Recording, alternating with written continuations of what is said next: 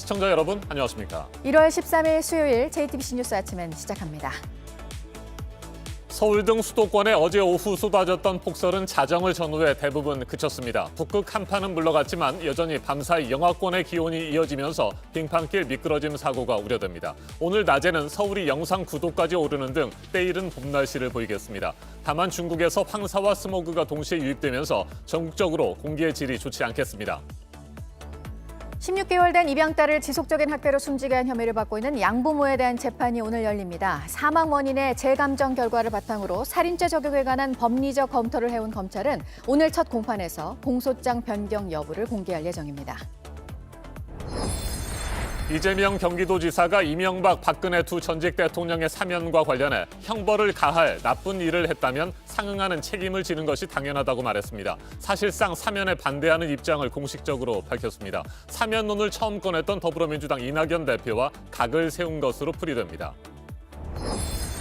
국내 코로나 확산세가 감소 국면에 접어들었지만 그 속도는 더디게 나타나고 있는 가운데 경남 진주의 기도원 등 종교시설에서의 집단 감염이 잇따르고 있습니다. 주 중반 이후에 확진자 규모를 주시하고 있는 정부는 이번 주 토요일 거리 두기 조정안을 발표하는데 일주일 동안 하루 평균 지역 발생 확진자가 400~500명 수준으로 내려와야 단계를 완화하는 걸 검토할 수 있다는 입장입니다. 오는 20일 조 바이든 미국 대통령 당선인의 취임식을 앞두고 테러를 경고하는 목소리가 잇따르고 있습니다. 트럼프 대통령이 민주당의 탄핵 추진에 강하게 반발하고 있는 가운데 미 하원은 잠시 후 트럼프 대통령을 퇴진시키고 펜스 부통령이 대행을 맡으라는 내용의 수정헌법 25조 발동 결의안을 채택할 예정입니다. 옥시의 가습기 살균제에 이어 두 번째로 많은 피해자를 낸 제품을 만들고 판매한 SK케미칼과 애경산업 관계자들에 대해 법원이 폐질환과의 연관성이 입증되지 않았다며 무죄를 선고한 가운데 상급심의 판단은 어떻게 나올지 주목됩니다. 피해자들은 자신들의 몸에서 일어나는 일이 증거들이라며 반발하고 있습니다.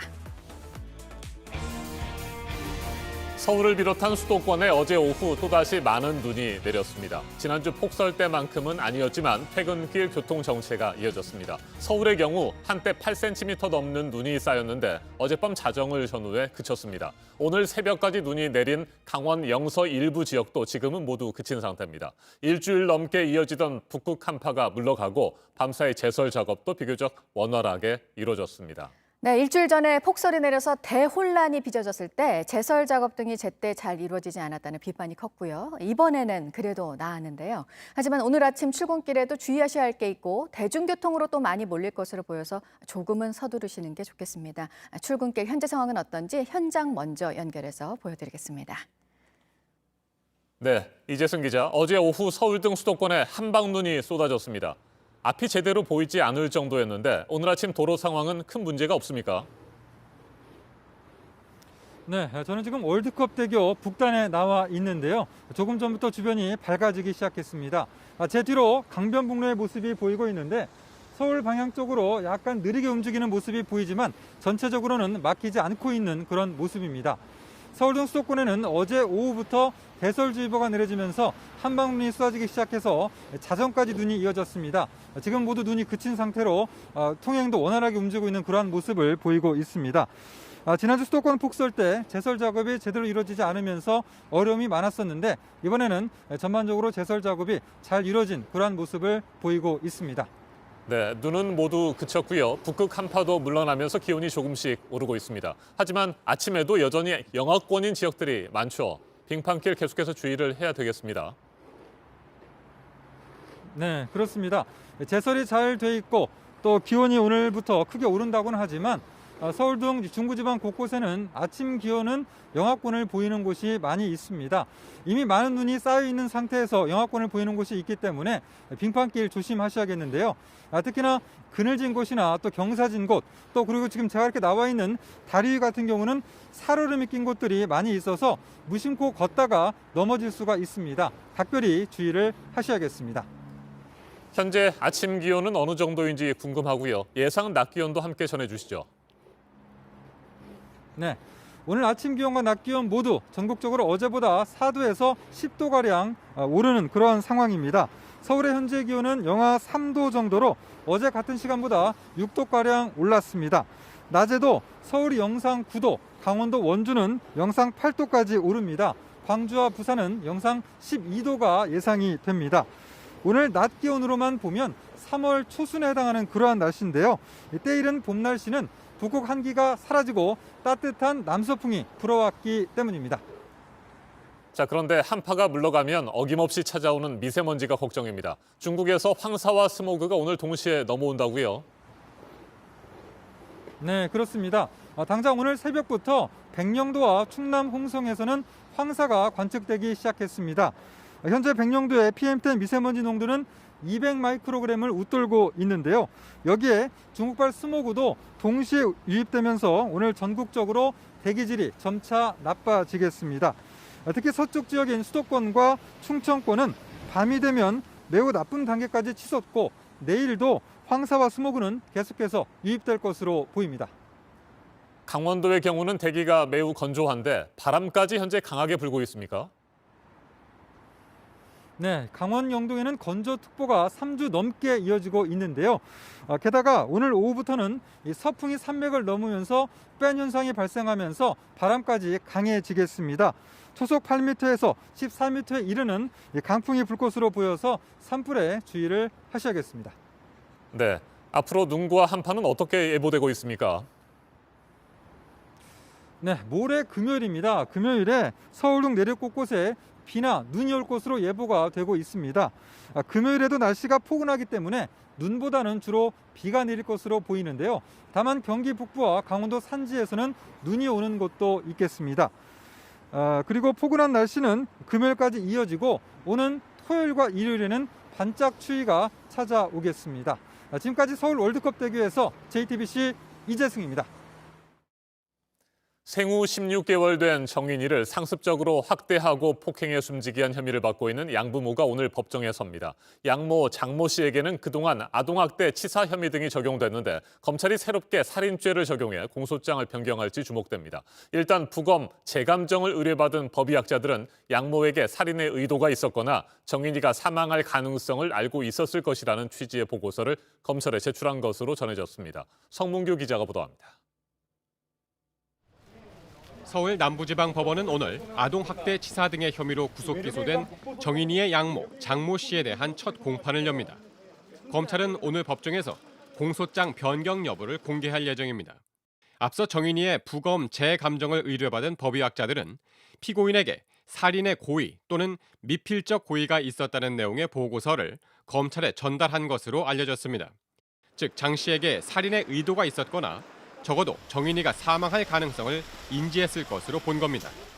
지난달 재판에 넘겨진 장 씨의 공소장에는 아동학대 치사와 아동 유기, 방임 등의 혐의가 기재됐지만 살인 혐의는 포함되지 않았습니다. 장 씨는 검찰 조사에서 정인이를 들고 있다가 떨어뜨리면서 의자에 부딪혀 사망한 것이라고 진술했습니다. 학대와 방임 등 일부 혐의는 인정하면서도 살인의 의도는 없었다는 주장입니다. 살인 혐의가 적용되면 장 씨의 형량은 대폭 늘어날 수 있습니다. 살인죄는 기본 양형 기준이 10년에서 최고 16년으로 최고 7년인 아동학대 치사보다 배 이상 깁니다. 가중 요소가 적용되면 무기 이상의 중형 선고도 가능합니다. 다만 살인 의도를 입증할 만한 증거가 부족할 경우 오히려 무죄가 선고될 가능성도 있다는 게 법조계의 설명입니다.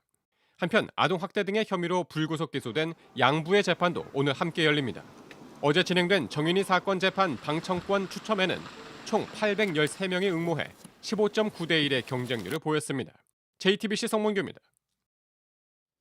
이재명 경기도지사가 이명박, 박근혜 두 전직 대통령의 사면 문제와 관련해 나쁜 일을 했다면 상응하는 책임을 져야 한다고 말했습니다. 그동안 문재인 대통령에게 부담을 줄 수 있다며 말을 아껴왔는데 사실상 사면에 반대하는 입장을 공식적으로 밝혔습니다. 같은 당의 대권 경쟁 주자로 사면론을 처음 꺼냈던 더불어민주당 이낙연 대표와는 다른 입장을 드러낸 겁니다. 최규진 기자가 보도합니다. 이재명 경기도지사는 두 전직 대통령이 잘못에 대한 책임부터 져야 한다고 강조했습니다. 형벌을 과할 나쁜 일을 했다면 그에 상응하는 책임을 지는 것이 당연하고 좀 형평성도 충분히 고려해야 되고 또 응징의 효과도 있어야 되고 당사자의 반성이 없다면 국민들이 납득하기 어렵다고도 했습니다. 사면에 사실상 반대한 겁니다.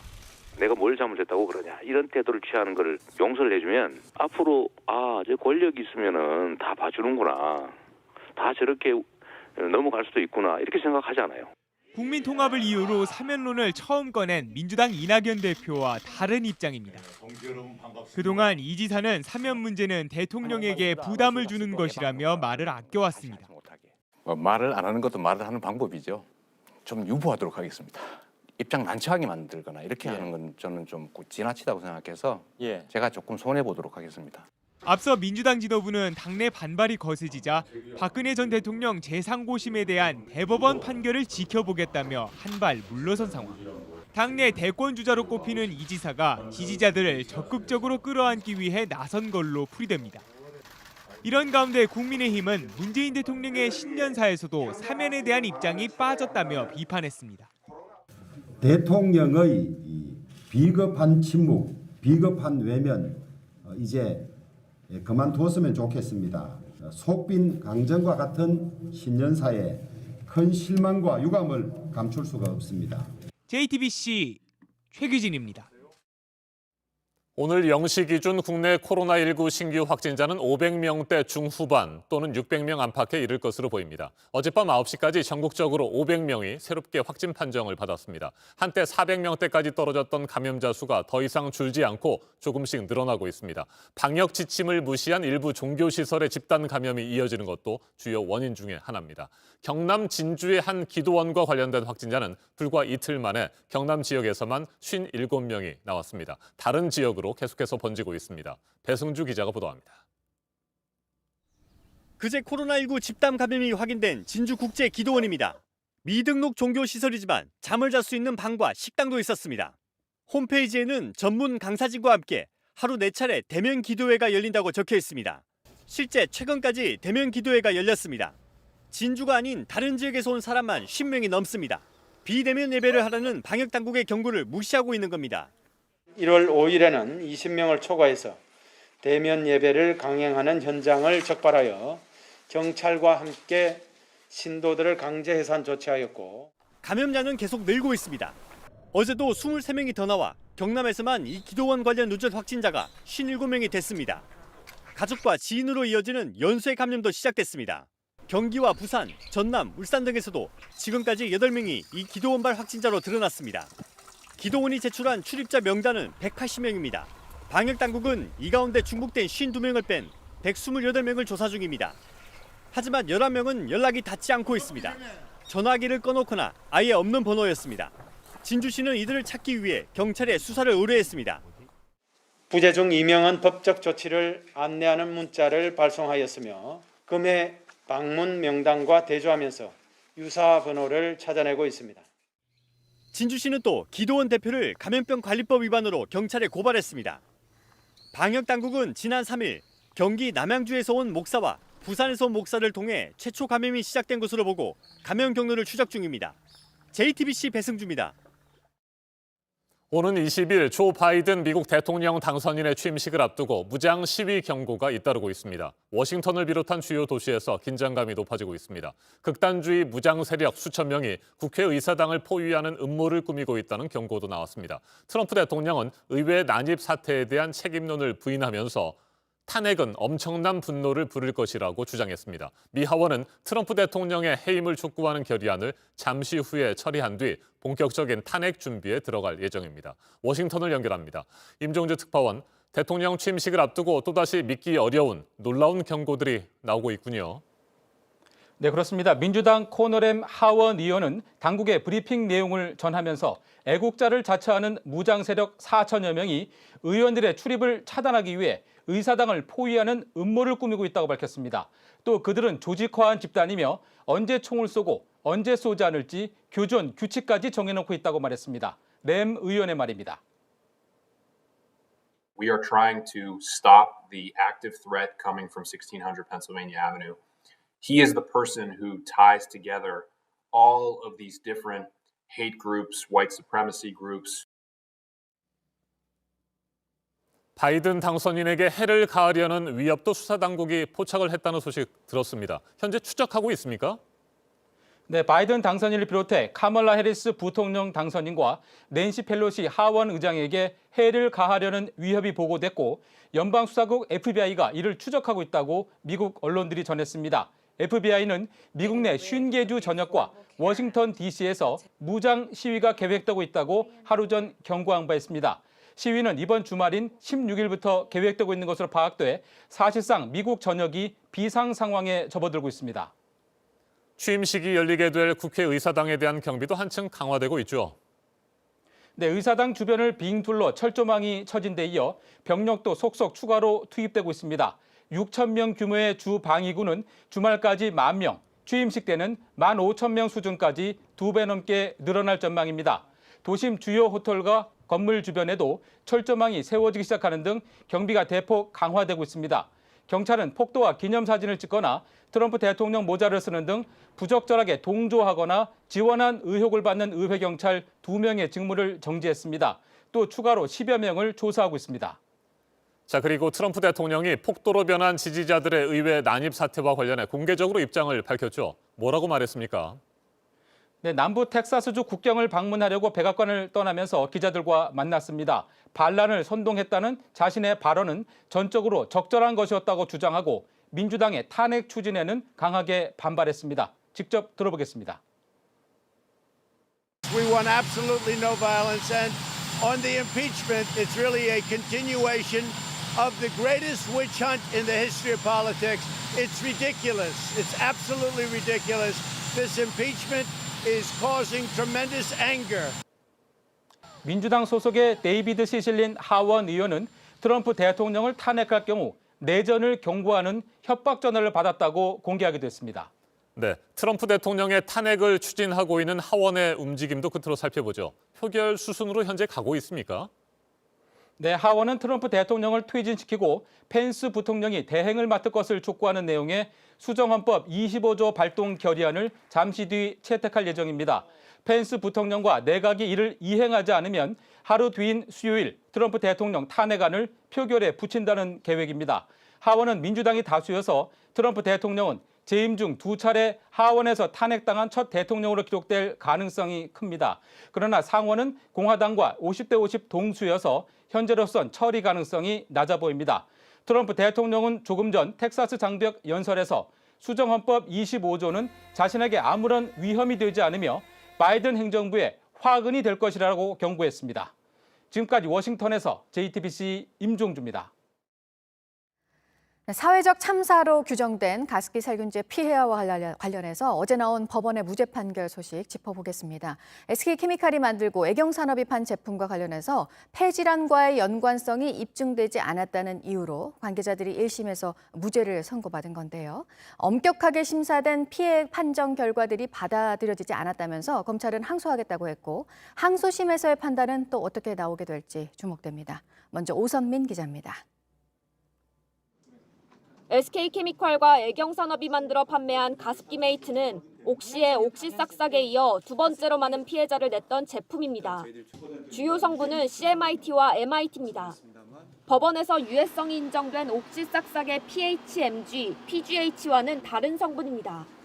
2018년 환경부는 가습기 메이트의 성분으로 인한 폐 손상의 위험이 인정된다고 밝혔습니다. 옥시 제품과 성분이 달라도 같은 질환이 나타났다고 설명했습니다. 하지만 법원의 판단은 달랐습니다.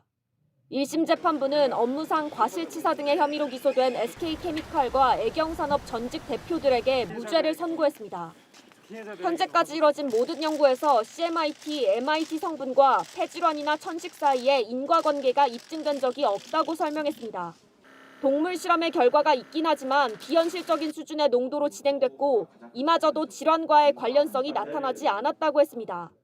환경부가 피해를 공식 인정한 건 피해자 구제를 목적으로 폭넓게 봤던 것일 뿐 과학적으로 입증된 것은 아니라고 설명했습니다. 다만 이번 판결의 한계는 인정했습니다.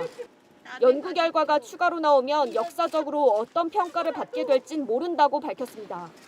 그러면서 어마어마한 피해가 발생한 사회적 참사로 인식되고 있다며 안타깝고 착잡하기 그지없다고 했습니다. 검찰은 항소하겠다고 밝혔습니다. 재판부가 동물 실험 결과와 인체 피해의 차이점을 간과하고 전문가들이 엄격한 절차를 거쳐 심사한 피해 판정 결과를 부정했다고 반박했습니다. 이번 재판은 2년 가까이 이어졌습니다. 항소심에서 살균제 성분과 폐질환의 인과관계가 입증될 또 다른 증거들이 제출된다면 판단은 달라질 수 있습니다. JTBC 오선민입니다. 네, 들으신 것처럼 재판부는 어제 무죄 판결을 내리면서 연구 결과가 추가로 나오면 역사적으로 어떤 평가를 받게 될지는 모른다고 했습니다. 피해자들은 자신들의 몸에서 일어나는 일이 증거들이라면서 반발했습니다. 이어서 신아람 기자입니다. 선고 직후 SK케미칼과 애경산업 전 대표는 취재진들을 피해 법정을 빠져나갔습니다.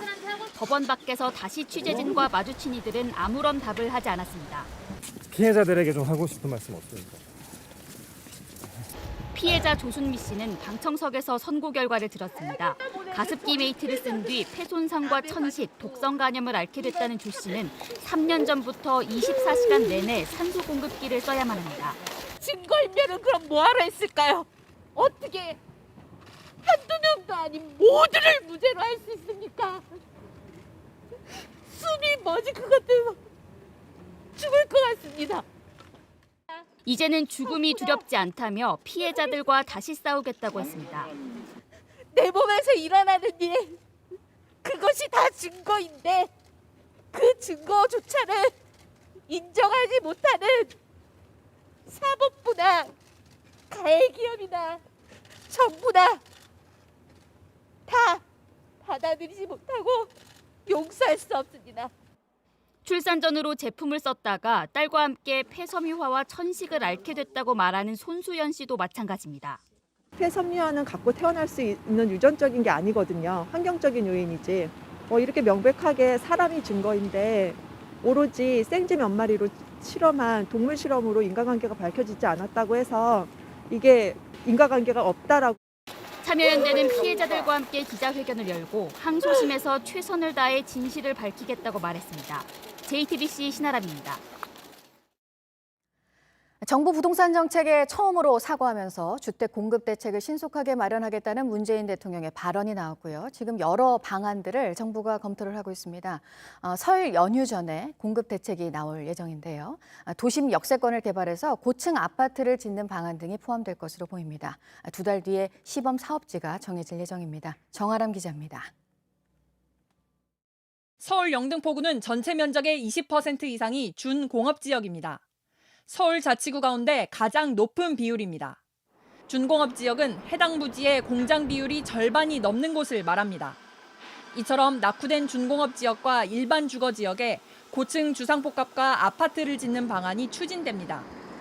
정부가 설 전에 발표하기로 한 부동산 공급 대책에 들어갈 것으로 보입니다. 한 건물에 사무실과 병원, 편의시설 등이 모여서 다른 건물에 갈 필요가 없는 압축도시라는 개념입니다. 정부는 땅 주인들이 임대주택을 비롯한 공공주택을 지으면 준주거지역으로 용도를 바꿔주고 용적률을 700%까지 늘려줄 계획입니다. 영등포구 물레동과 성동구 성수동 등이 후보지로 거론됩니다. 국토부는 다음 주 관련 법령을 개정하고 오는 3월에 시범사업지 3-4곳을 선정하는데 이번 사업으로 내년까지 7천 가구를 새로 공급한다는 계획입니다. 전문가들은 고밀 개발이라는 방향성은 긍정적이라고 평가합니다. 서울에 땅이 없으니까 고밀 개발하는 건 좋은데 어떻게 개발하냐가 중요하다니까요. 어차피 인구가 감소하니까 컴팩트 시티로 가야 돼요. 다만 사업이 속도를 내려면 유인책이 필요하다고 지적합니다. 본인의 토지를 내놓고 나서 개발이 끝나고 나면은 집가 상승에 대한 이익분이 없다라면은 선호를 하지 않으니까 이익분에 대한 것을 인정을 해달라는 게 가장 크겠죠. JTBC 정아람입니다. 이란에 억류돼 있는 우리 선원들 유조선이 납포되고 열흘째입니다. 현재 가 있는 우리 정부 대표단이 협상을 이어가고 있는데 이란 정부는 한국에 동결된 자금 문제를 앞세우는데 변함이 없습니다. 이 소식은 보도국 연결해서 알아보겠습니다. 박지훈 기자, 왜 선박 납포 사건이 일어난 건지 그 이유를 잇따라 드러내고 있는 것 같습니다. 우리 정부 조치가 만족스럽지 못하다는 얘기를 계속하네요. 네, 그렇습니다. 현지 시간 10일 사이드 하티부자데 이란 외무부 대변인은 이란은 오래전부터 한국이 이란 자산을 동결한 것에 대해서 불만을 수차례 표시했다면서 브리핑을 통해서 강조했습니다. 그런데 한국 정부는 문제는 빨리 풀지 않았고 이란 정부의 불만은 커졌다고 덧붙였습니다. 전날에도 모하마드 자바드 자리프 외무장관이 양국 관계에서 가장 중요한 것은 한국의 동결된 자산을 푸는 것이라고 피력했습니다. 우리 정부는 이란이 한국 선박을 납포한 배경에 동결 자금 이슈가 있다고 추정하고 있습니다. 그런데 이란 정부가 동결 자금과 선언을 잡은 것은 상관이 없다는 입장을 고수하면서 대화가 막히자 우리 정부는 이란의 속내를 파악하느라 골몰하고 있습니다. 네, 중국의 코로나 상황도 좀 볼까요? 허베이성에서 최근 확진자가 크게 늘고 있어서 도시들이 전면 봉쇄가 됐는데 여기 인구가 2,200만 명가량이라고요? 네, 그렇습니다. 중국 정부가 어제부터 코로나 확진자가 속출하는 허베이성의 성도 스자정과 싱타이 랑팡시를 전면 봉쇄했다고 중국 신화통신이 보도했습니다. 인구 1,100만 명이 사는 스자장을 포함해서 세 도시에 사는 주민들은 모두 합해서 2,200만 명에 달합니다. 어제 오전에만 허베이성에서 21명의 확진자가 나왔는데 모두 스자장과 싱타이시에서 나왔습니다. 지난 2일 허베이성에서 확진자 326명이 나왔고 무증상 감염자 수도 234명이나 됐습니다. 스자장시와 랑팡시는 어제부터 전체 주민을 대상으로 진단 검사를 시작했습니다. 현재 주민과 차량을 원칙적으로 집 밖으로 나갈 수 없어서 도시 전체가 유령 도시가 되고 있습니다. 지금까지 아침엔 지금 JTBC 박지윤입니다. 이번에는 오늘 아침 체크해봐야 할 뉴스들을 분야별로 살펴보겠습니다. 먼저 정치 분야입니다. 더불어민주당이 코로나 불평등 해소 태스크포스를 구성합니다. 코로나 이후 상대적으로 호황을 누린 업종과 업체가 피해를 입은 쪽과 자발적으로 이익을 나누면 그 대가로 인센티브를 제공하는 식의 이른바 코로나 이익 공유제를 본격 검토합니다. 나경원 전 의원이 오늘 오전 서울 이태원에서 서울시장 보궐선거 출마를 선언합니다. 코로나19로 인한 소상공인 생계 문제 해결 의지를 강조한다는 계획입니다. 2011년 보궐선거에 한나라당 후보로 출마해 당시 무소속 야권 단일 후보였던 박원순 전 서울시장에게 패한 뒤 10년 만에 재도전입니다. 국회 법제사법위원회가 김진욱 고위공직자범죄수사처장 후보자와 박범계 법무부 장관 후보자 인사청문회 일정에 합의했습니다. 김 후보자는 오는 19일, 박 후보자는 25일 청문회에 나섭니다. 국민의힘이 연일 두 후보와 관련된 의혹을 제기하고 있어서 치열한 공방이 펼쳐질 전망입니다. 올해 들어서 개인 투자자들이 유가증권 시장에서 사들인 금액이 8조 5천억 원인데요. 당분간은 이런 움직임이 이어질 것으로 보이는 게 증시 대기 자금인 투자자 예탁금이 70조 원도 넘어섰습니다. 열흘 만에 10% 넘게 늘었습니다. 임금 단체 협상이 결렬되면서 현대제철 노조가 오늘부터 총파업에 들어가는데요. 주요 생산 라인은 모레 아침까지 가동이 중단되고 인천과 포항은 공장 전체 조업이 멈춰설 예정입니다. 설 연휴 열차 승차권 판매가 다음 주 화요일부터 목요일까지 4일 동안 진행이 됩니다. 지난 추석 때와 마찬가지로 온라인과 전화로만 예매하실 수 있습니다. 인터넷 사용 등에 익숙지 않은 취약계층을 위해서 예매일이 별도로 마련이 됐는데 예매 첫날에는 고령자 등이 승차권을 예매할 수 있습니다. 계속해서 사회 분야 뉴스입니다. 어린이집 야외 활동 과정에서 사고로 자녀를 잃은 부모가 어린이집 교사 수를 늘려달라며 올린 청와대 국민청원에 정부가 답을 내놨습니다. 보건복지부는 안전한 보육 환경을 위해 올해 보조교사 1,000명을 추가로 배치하고 교사 대 아동의 적정 비율도 검토하겠다고 밝혔습니다. 경기도 남양주와 경남 고성의 가금 농장에서 고병원성 조류 인플루엔자 확진 판정이 추가로 나왔습니다. 이에 따라 남양주와 고성의 모든 가금 농장은 7일 동안 이동이 제한됩니다. 지금까지 고병원성 AI가 발생한 국내 농장은 모두 53곳입니다.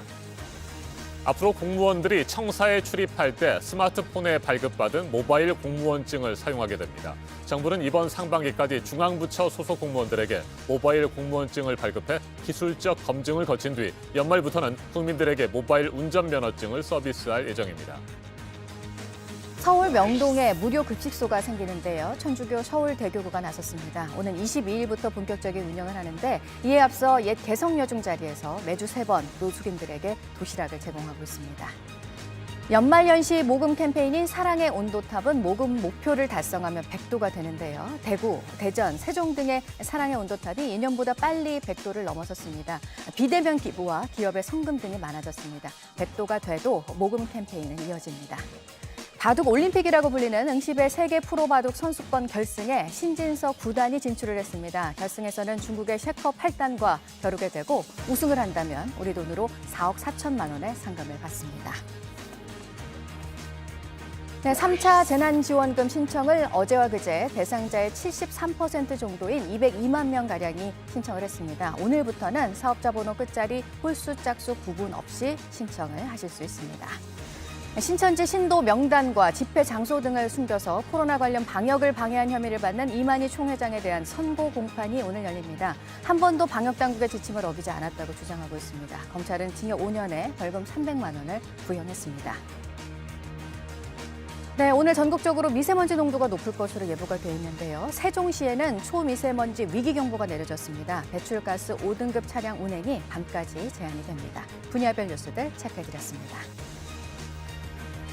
그동안 매서웠던 한파가 물러가고 온화한 날씨가 찾아왔습니다. 남서풍이 불어오면서 모레까지 평년보다 높은 기온을 보이겠습니다. 서울 아침 기온이 영하 3도까지 올랐고 낮에도 전국이 영상권으로 오르겠습니다. 오늘은 출근하실 때 교통안전에 특히 더 신경 쓰셔야겠습니다. 눈이 내린 지역에 빙판길이 생긴 곳이 있고 강원 영서와 중부 내륙 지역에서는 가시거리 200m 이하의 안개가 낀 곳도 있습니다. 대기는 모든 지역에서 탁하겠습니다. 전날 미세먼지가 남아있고 북의 미세먼지와 황사까지 들어오면서 미세먼지 농도가 전국에서 나쁨 수준을 보이겠습니다. 특히 수도권에서는 오늘 밤 매우 나쁨 단계까지 치솟겠습니다. 현재 기온은 서울 영하 3도, 춘천 영하 6도, 전주 1도, 부산 2도로 어제보다 3도에서 크게는 12도가량 높습니다. 낮 최고 기온도 서울 9도, 대전 10도, 광주 12도, 대구 11도로 어제보다 5도에서 9도가량 높겠습니다.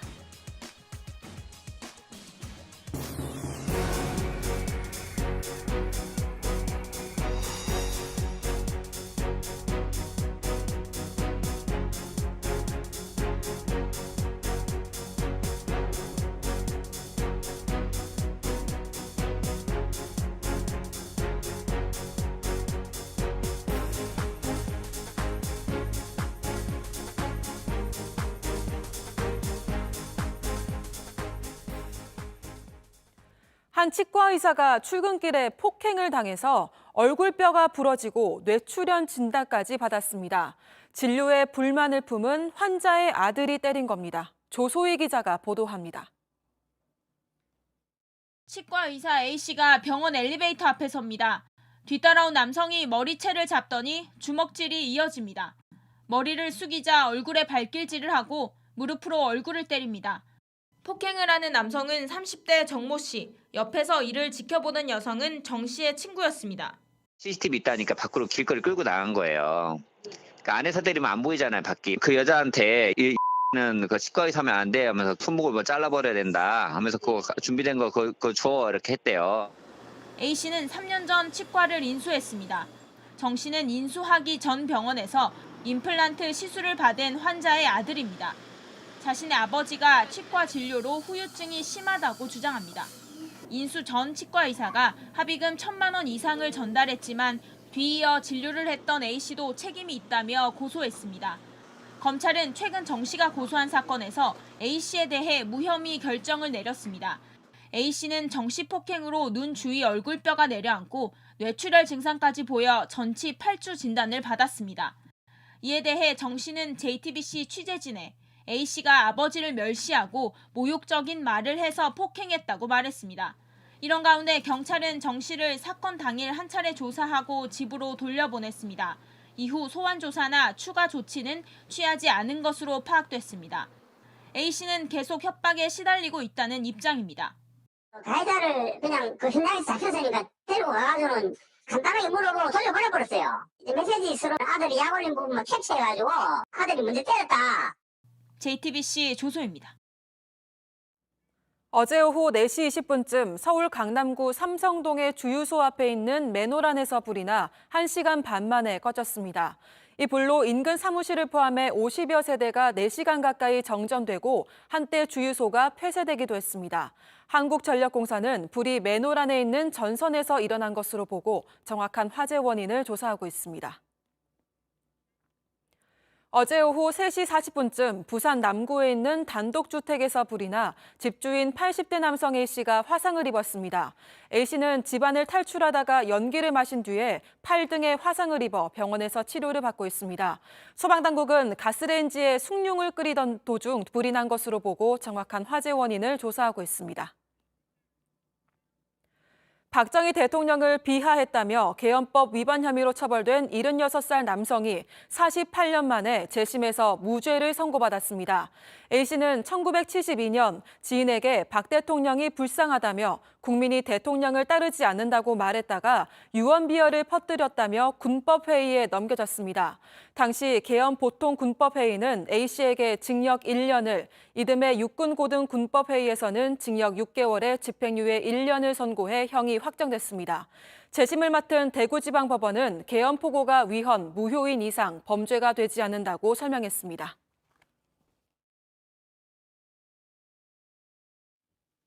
아침엔 세계 시간입니다. 멸종 위기에 처한 산악고릴라의 주요 서식처로 유명한 곳이죠. 아프리카 콩고 민주공화국 비룽가 국립공원에서 경비대원 6명이 괴한들의 공격을 받아 숨지는 사건이 발생했습니다.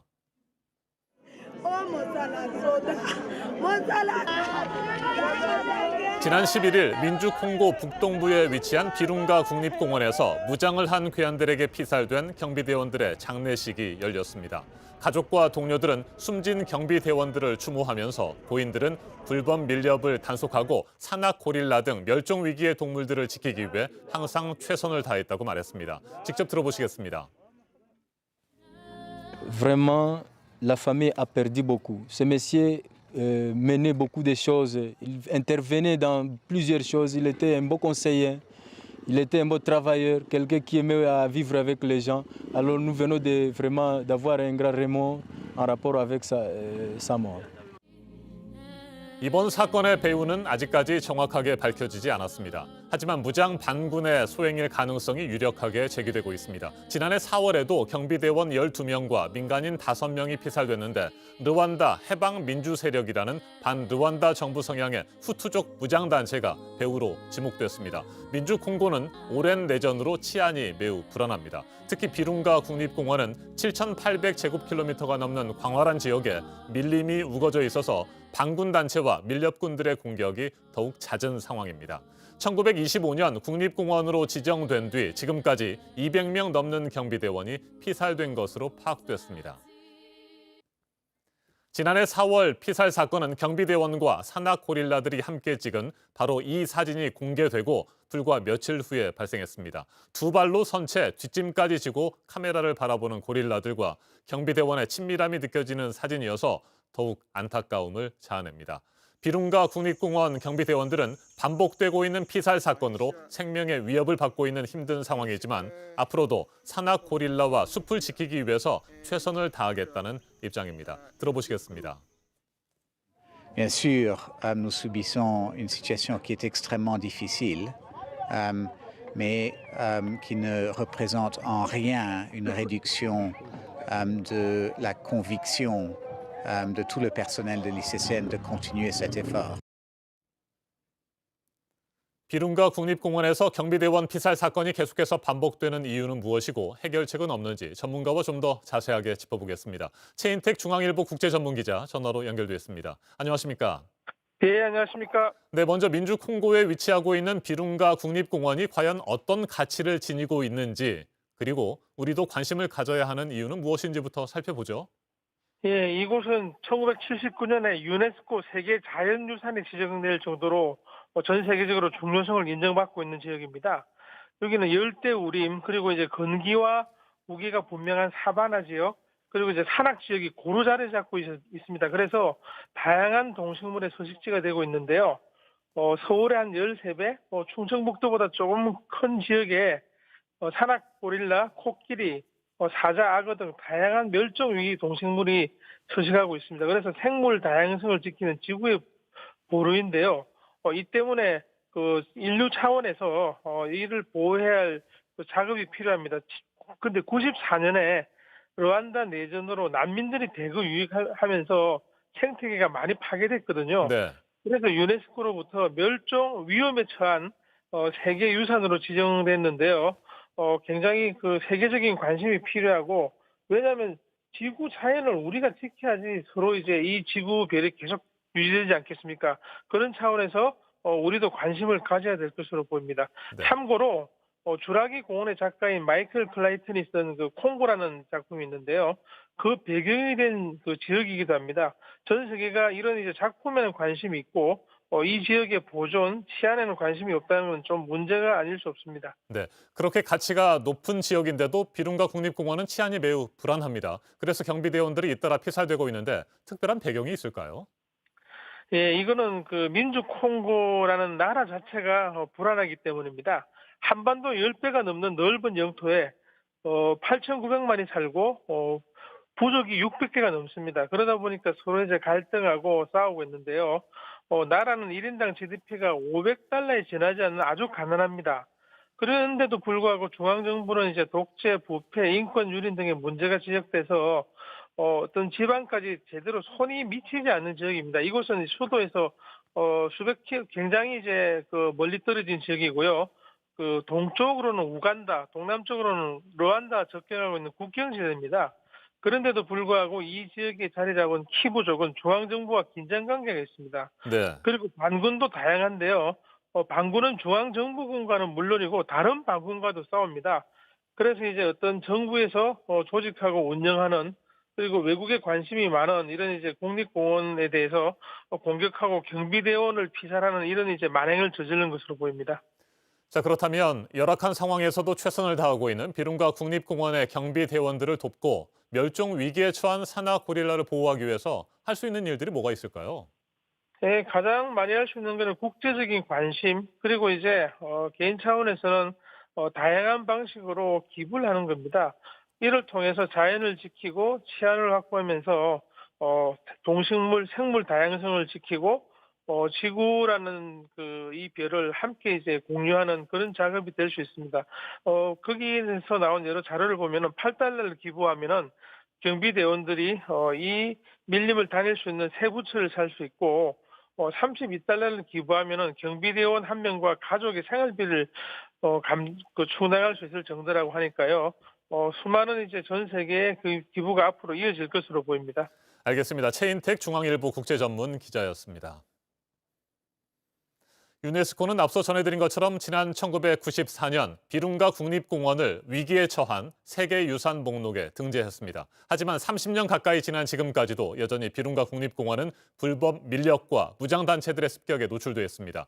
경비대원들의 사명감과 희생만으로는 비룬가 국립공원을 지켜내기 어려운 상황입니다.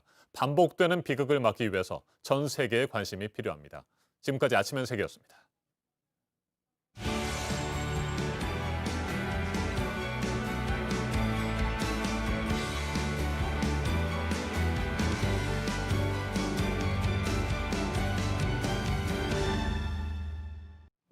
네, 수요일 아침 8시 11분 지나고 있습니다. 다음 달부터 시작되는 백신 접종 우선 대상자로 50세 이상도 포함이 됐고요. 그럼 그 안에서 순위를 어떻게 할지 기저질환 등이 고려가 될 것으로 보입니다. 우선 접종 대상자가 아닌 성인들에 대해서는 11월 이후는 돼야 백신을 맞을 수 있을 것으로 예상이 됐었는데요. 3분기부터 접종을 시작하겠다고 방역당국이 일반 성인들에 대한 접종 일정도 밝혔습니다. 오효정 기자입니다. 당초 우선 접종 대상은 요양시설에 있는 환자와 관계자, 의료진 등이었습니다. 여기에 65살 이상 고령층이 들어있었습니다. 50살부터는 대상이 아니었습니다. 그런데 정부가 50살에서 64살 성인을 넣었습니다. 집단 면역을 만드는데 50살 이상 접종이 중요하다는 전문가들의 의견을 받아들인 겁니다. 감염률과 사망률이 높다는 점도 고려됐습니다. 방역당국은 이 가운데서도 우선순위를 정하고 있습니다. 순위 선정에 관여하고 있는 한 관계자는 앞으로 2, 3주 안에 우선순위를 결정할 것이라고 말했습니다. 이 작업이 마무리돼야 우선 접종 대상자 안에서도 세부 계획이 마련될 걸로 보입니다. 50살 이상 중에서도 고혈압이나 당뇨 등 기저질환이 있는 사람들이 더 먼저 맞게 될 가능성이 높습니다. 질병관리청은 접종 순서와 시기, 범위 등은 전문가 논의 등을 통해 면밀히 검토하고 있다고만 설명했습니다. 19살에서 49살 사이 성인은 11월 이후에나 접종이 시작될 걸로 알려졌습니다. 방역당국이 이때까지 우선 접종 대상자에 대한 접종을 마치겠다고만 설명했기 때문입니다. 하지만 이들에 대한 접종도 3분기부터 하겠다고 밝혔습니다. 11월 정도까지는 집단 면역 수준을 형성할 수 있도록 하겠다라고 말씀을. 방역 당국은 대부분 백신이 2번 맞아야 하기 때문에 이걸 고려해서 일정을 만들겠다고 덧붙였습니다. JTBC 오혜정입니다. 기관과 외국인은 주식을 팔고 개인 투자자들은 사고 코스피 지수가 출렁이고 있고 이틀째 숨고르기에 들어간 상황입니다. 쏠린 투자에 대해서도 그렇고 하락장도 생각해야 한다는 부분도 그렇고요. 여러 가지로 우려들이 최근 쏟아지고 있는데 그중에도 우려스러운 가장 큰 부분은 빚을 내서 투자를 하고 있다는 겁니다. 이지은 기자입니다. 코스피 지수는 전날보다 0.71% 떨어진 3,125선에 장을 마쳤습니다. 한때 2% 넘게 빠져 3,050선 밑으로 내려가기도 했습니다. 장중 170포인트에 이어 어제는 107포인트를 오르내렸습니다. 시가총액 상위 종목들도 대부분 파란불을 켰습니다. 삼성전자는 한때 8만 원대로 떨어졌고 SK하이닉스, LG화학, 현대차 등도 줄줄이 약세를 보였습니다. 이날 개인은 2조 3,100억 원 정도를 사들였습니다. 전날보단 줄었지만 여전히 높은 매수세입니다. 하지만 기관 투자자와 외국인의 매도세에 주가는 오르지 못했습니다. 기관은 1조 7,200억 원, 외국인은 6,200억 원을 내다 팔았습니다. 시장이 출렁이자 공포지수라 불리는 코스피 200 변동성 지수는 반년 만에 최고 수준까지 올랐습니다. 반년 전엔 코로나 재확산 우려로 주가가 급락했던 시점입니다. 지금은 3,000선을 넘었지만 역설적으로 시장 흐름은 그때만큼 불안하다는 의미입니다. 개인 투자자가 사들이는 종목이 대형주 위주로 쏠리고 있다는 점도 위험 요인이 될 수 있다는 게 전문가들의 지적입니다. 대형주는 시총 상위 100개 종목을 말하는데 코스피 전체 거래 대금의 70%가 넘었습니다. 이러자 시장 과열로 인한 단기 조정이 시작된 게 아니냐는 우려가 나옵니다. 일부 종목을 빼놓고 거의 주가가 가대평가됐어요. 미래의 기업 이익을 너무 빨리 반영한 거죠. 단기적으로는 떨어질 텐데 앞으로 2, 3개월 동안 조정이라고 보고 있어요. 빚내서 산 사람들은 단기 투자할 수밖에 없으니까 떨어져도 팔아야 할 상황이 온 거죠. 빚을 내서 주식 투자하는 이들이 많아지자 금융위원회는 시중은행에 고액 신용대출 등의 관리를 강화하라고 주문했습니다. JTBC 이지은입니다. 네, 들으신 것처럼 주식 투자에 대한 대출에 대해 금융당국이 경고를 잇따라 보내고 있는데요. 지금 또 관심이 공매도 재개에 대해서입니다. 한시적으로 금지가 돼 있었고 3월부터는 다시 허용을 하겠다는 게 금융당국의 입장인데 최근의 주식시장 분위기 때문인 것으로 보입니다. 이 소식은 김서연 기자가 전해드리겠습니다. 금융위원회가 공매도를 금지한 건 지난해 3월입니다. 코로나19 여파로 주가가 폭락했기 때문입니다. 하지만 최근 주가가 3,000선에 넘자 금융위원회는 오는 3월 공매도를 다시 허용하는 걸 추진하겠다고 밝혔습니다. 금융당국은 별다른 설명이 없었지만 전문가들은 최근 과열된 주식시장을 진정시키려는 목적이 크다고 봅니다. 공매도는 없는 주식을 빌려서 판 뒤 주가가 떨어지면 되사서 수익을 얻는 투자 기법입니다. 개인에겐 문턱이 높아 주로 외국인과 기관이 씁니다. 개인 투자자들은 반발합니다. 외국인과 기관의 묻지마 공매도로 주가가 떨어진 적이 많다는 겁니다. 동학개미들이 한꺼번에 쓸쓸하게 주식시장을 퇴출하는 그런 사태가 벌어질 우려가 있기 때문에 참 걱정스럽습니다. 막 봄이 시작돼서 꽃망울이 피려는 무렵에 거기다가 땅에다가 얼음물을 끼얹는 행위랑 똑같습니다. 이러자 정치권에서도 공매도 금지 조치를 연장해야 한다는 목소리가 나오고 있습니다. 동학개미가 과감하고 적극적으로 투자할 수 있도록 제도를 점검하고 보완해야 합니다. 전문가들은 공매도를 재개하기 전에 여전히 시장에 남아있는 불법 공매도를 단속해서 개미들의 신뢰를 얻는 게 먼저라고 지적합니다. 주식을 빌리지도 않고 팔기부터 하는 무차입 공매도가 대표적입니다. 불법 공매도 또는 무차입 공매도 같은 경우에는 어느 정도 적발하는 시스템을 갖춘 다음에 공매도를 시작해야 될 것 같아요. 근데 3월 안에 기울어진 운동장이 평평해지지 않을 경우에는 공매도를 시작할 수는 없겠죠. JTBC 김서연입니다. 금융위원회는 오는 3월 공매도를 재개하는 것을 목표로 제도 개선을 마무리하겠다는 입장을 재확인했습니다. 개인 투자자들의 우려와 반발은 상당히 거셉니다. 불리하게 기울어진 운동장이라는 지적과 함께 공매도를 재개해서는 안 된다는 목소리도 높아지고 있습니다. 정철진 경제평론가 자리에 함께했습니다. 어서 오십시오. 네, 안녕하십니까. 네, 네. 지금 주식시장에서 가장 뜨거운 감자가 바로 공매도 재개 여부입니다. 네. 지난해 3월 16일부터 한시적인 공매도 제한 조치가 시행이 되잖아요. 네. 코로나19 때문에 주식시장이 크게 하락하니까 이에 대한 조치로 취해진 것인데 네.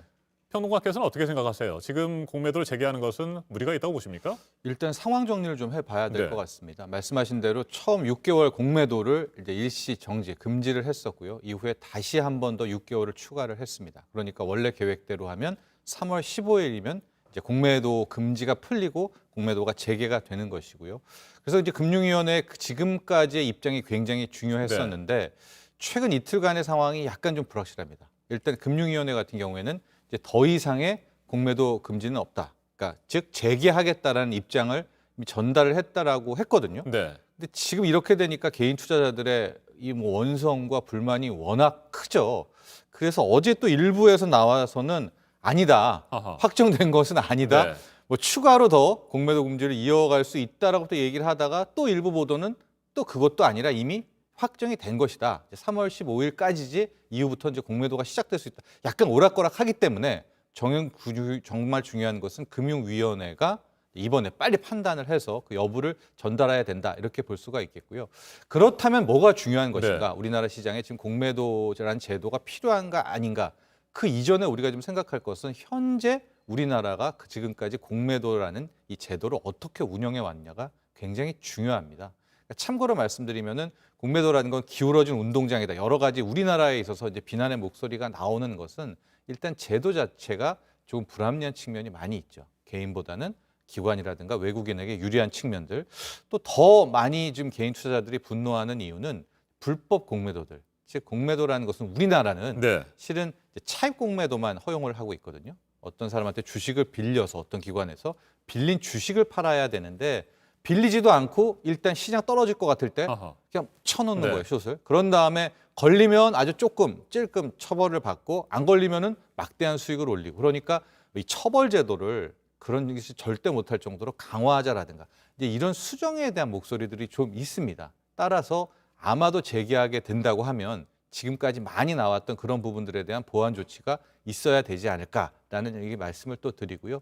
참고로 이제 공매도란 제도를 아예 없애자 뭐 이런 주장도 있는데 아마도 이 공매도라는 것이 우리나라뿐만이 아니라 세계 전체에서도 뭐 유지를 하고 있는 것들은 말씀하신 대로 이제 공매도가 갖고 있는 자체적인 태생한 이유들이 있습니다. 즉 주식이라는 것이 사기만 한다면 하고 어떤 주식을 사랑하게만 된다면 과열이라든가 거품에 대한 시선, 그러니까 눈을 가릴 수가 있잖아요. 이제 거기에 대한 반대 시선으로 거품에 대한 부분들을 제어하는 측면. 또 어떤 종목에 있어서 우리가 매매를 할 때 그 주식이 오르는데 베팅할 수도 있지만 또 어떤 투자자는 난 저게 떨어질 것 같아라는 또 그런 베팅할 수도 있는 거 아니겠습니까? 그럼 뭐 양쪽의 기회를 열어준다라는 점, 뭐 유동성을 증가한다는 뭐 이런 것들 때문에 공매도라는 제도가 나온 것은 맞지만 현재 지금까지의 운영은 상당히 왜곡돼 왔다 하고 개인 투자자들이 아마 이런 부분을 지적한 것이고 금융위원회도 재개한다면 분명히 보완책을 갖고 나와야 된다. 뭐 이렇게 정리해 볼 수 있습니다. 어제 그제 조금 출렁이기는 했지만 우리 코스피 지수 3,000포인트를 넘어서서 하락세를 유지하고 있습니다. 자, 이 같은 상황에서 공매도가 재개가 된다면 하락할 수밖에 없을 것이다라는 이런 우려들을 또 피해를 볼 수밖에 없다. 개인 투자자들의 입장에서는 그런 얘기들이 나오는데 그렇게 되는 겁니까? 일단 트라우마의 문제이기 때문에 이제 그런 우려가 큰데요. 일단 재개를 3월 16일부터 하게 된다면 정말 중요한 것은 당시의 시황입니다. 만에 하나 공매도라는 것들이 잘 보시면은 무조건 공매도하면 주가 하락 이렇게 우리가 단정 지을 수는 없고요. 그때 당시의 시황이 굉장히 중요하다. 이게 무슨 말이냐면 만에 하나 뭐 주식시장은 누구도 모르지만 신이 아닌 이상 지금이 과열 국면이고 2월, 3월이 이제 과열이 꺼지고 거품이 빠지면서 주가가 조정을 받는 시기에 걸려 있다라고 하면 그때 공매도가 재개됐을 때는 하락폭은 굉장히 커질 겁니다. 그러니까 즉 한 10% 빠지면 조정일 거를 공매도 세력들이 훨씬 더 밀어버릴 수가 있다는 말이죠. 반면에 지금의 국면이 거품이 아니라 굉장히 견조한 성장이고 뭐 2월, 3월, 4월도 화랑인 경우라고 한다면 실은 공매도가 지금 우려하는 것처럼 크지 않을 수가 있는. 그러니까 당시의 시황 상황이 굉장히 중요하다는 말씀을 드리는 것이요. 테슬라라는 종목 있지 않습니까? 테슬라가 거의 뭐 한 1년 반 만에 8배가 올랐는데 그 주가가 나는 못 믿어. 가짜야라고 해서 공매도를 쳤던 수많은 헤지 펀드들이 거의 30조 원 넘는 손실을 보고 나가 떨어졌어요. 쇼커버를 당하는. 그렇기 때문에 정말 중요한 것은 공매도로 야 제기하면 이제 앞으로 망해 안 망해 뭐 이렇게 단정 지을 것이 아니라 그때 상황이 굉장히 중요한데 지금 개인 투자자들 중에서 다수 분들이 좀 우려하는 것은 지금 국면이 과매수권에 들어가 있고 이 서서히 만에 하나 조정과 오는 국면에 공매도 재개가 겹치게 됐을 경우에 충격은 훨씬 커질 수 있다. 아마 금융당국도 이런 점은 꼭 명심을 기억을 해야 될 것 같아요. 네, 최근 이틀 동안의 코스피 지수의 출렁임은 뭐 조정 국면으로 접어드는 그런 신호로 봐야 됩니까? 어떻게 해석을 해야 맞습니다. 될까요? 좀 그런 흔들림 때문에 네. 그런 변동성 때문에 공매도에 대한 공포, 트라우마가 훨씬 더 커졌다 이렇게 볼 수가 있는데요. 우선 수급을 좀 보면 이걸 뭐 아직 거품이다, 과열이다 그 누구도 모르죠. 네. 거품은 터질 때 거품이라는 것을 안다라고 치는데 어제 같은 경우도 2조 3천억 뭐 코스피 코스닥에서 샀고요. 그제도 4조 2천억을 샀고 그 첫째 주에도 거의 3조 원 가까이 넘게. 그러니까 지금 1월이 채 한 달도 안 지났는데 개인 투자자들이 10조 원대의 순매수를 기록한 겁니다. 네. 10조 원의 주식을 샀는데 작년 빼고 대한민국 2019년까지 가장 많이 1년간 개인이 순매수한 게 10조 원이었었거든요.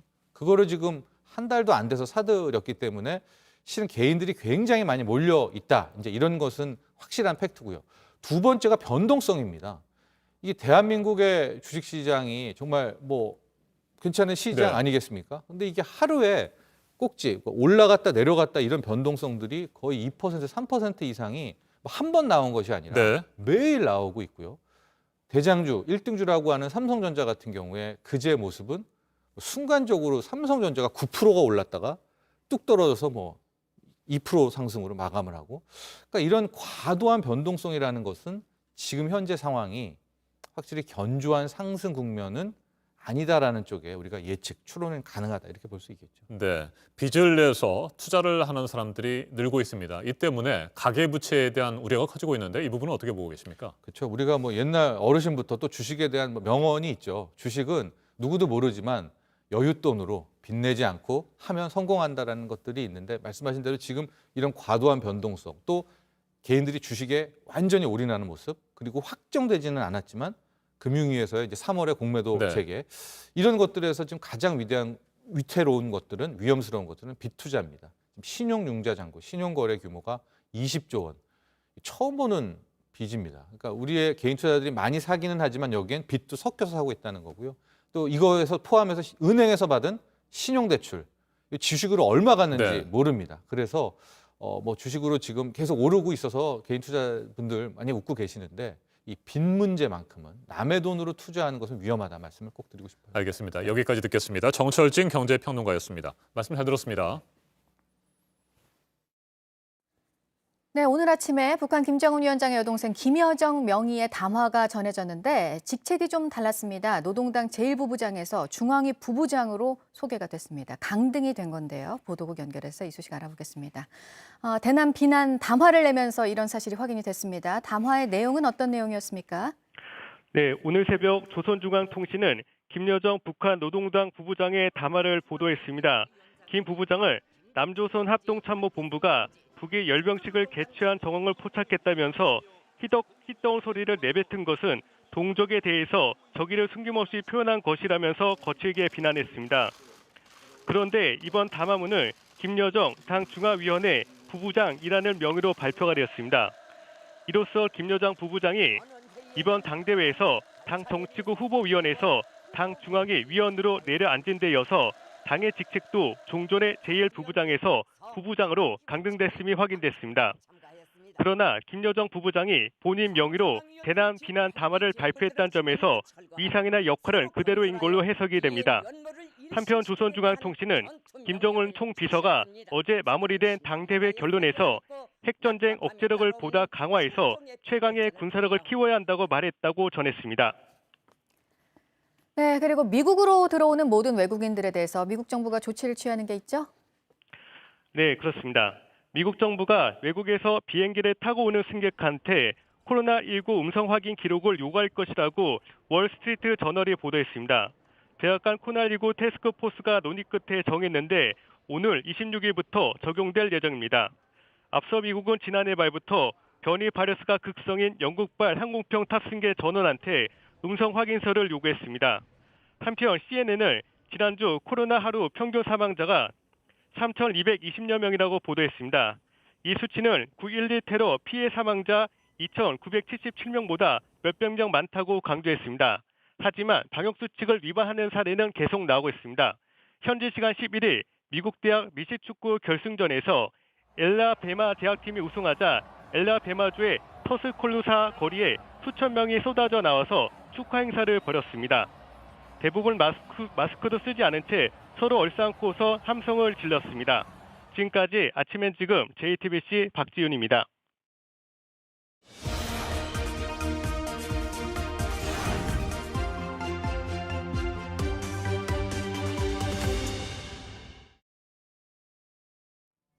비행기로 떠나는 여행이 그리운 요즘이죠. 이런 마음을 달래줄 영화가 나왔습니다. 우리나라 배우 배두나 씨가 출연해서 화제가 됐던 영화인데요. 함께 만나보겠습니다.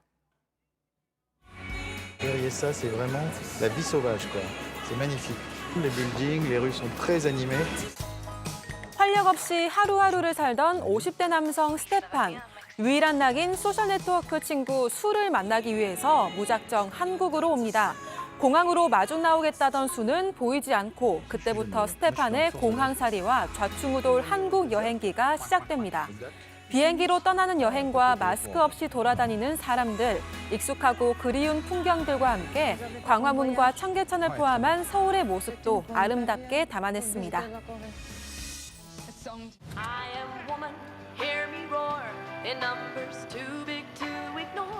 It's kind of angry. It's man-hating. 70년대를 대표하는 여성 가수 헬렌 레디의 삶을 다룬 영화입니다. 남성 밴드 중심의 팝 시장에서 편견과 억압을 딛고 여성들의 절대적인 지지 속에 그녀의 노래 I am woman은 빌보드 차트 정상에 오릅니다. 단순한 히트곡이 아닌 시대를 넘나드는 많은 여성들에게서 거리에서 울려 퍼집니다. 할리우드에서 활동하는 한국계 문은주 감독의 작품인데요. 한국에서 개봉한 의미가 남다르다며 소감을 밝히기도 했습니다. 내일 개봉합니다. Ik heb me nooit mooier gevoeld als door jouw handen bekeken. Ware liefde is blind. 시력을 잃은 루벤과 그에게 책을 읽어주기 위해 고용된 마리. 루벤은 아름다운 마리의 목소리에 반해 사랑에 빠지게 됩니다.